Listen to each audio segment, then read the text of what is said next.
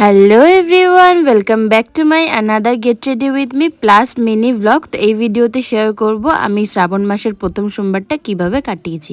তো চলো, তো এখানে তো আমি এখন রেডি হচ্ছি সন্ধেবেলায়। সকাল সকাল আমি পুজো দিয়ে দিয়েছিলাম বাড়িতে। প্রথমে ভোলে বাবার মাথায় জল ঢেলে দিয়েছিলাম একদম বারবেলা পড়ার আগেই সকাল সকাল। কিন্তু মন্দিরে যাচ্ছি সন্ধেবেলায়, প্রত্যেক বছরই শ্রাবণ মাসে আর কি প্রত্যেক সোমবার করেই যাই ভূতনাথে পুজো দেওয়ার জন্য। তো সেই জন্য প্রথম সোমবারে যাচ্ছি। তো নতুন একটা কুর্তি ছিল এই কুর্তিটা, তো ভাবলাম প্রথম সোমবার পুজো দিতে যাচ্ছি তো নতুনই পরি। তো এই কুর্তিটা পরেছি, তার সাথে একদম সিম্পলভাবেই সাজগোজ করেছি। তো কীরকম লাগছে অবশ্যই আমাকে কমেন্ট করে জানিও। তো এখানে আমি রেডি হয়ে নিয়েছি, এরপর চলে যাব।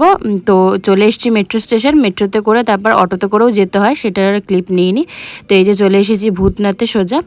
আর মানে অন্যান্য বছরের তুলনায় প্রথম সোমবারে আর এই সময় বেশ ভিড়টা কমই ছিল আমরা যেই সময় গেছিলাম। তো যাই হোক, ভালো মতনই ঢুকে আর কি পুজো টুজো দিয়ে নিয়েছিলাম। আর সেদিন এত পরিমাণে গরম ছিল যে কি আর বলবো।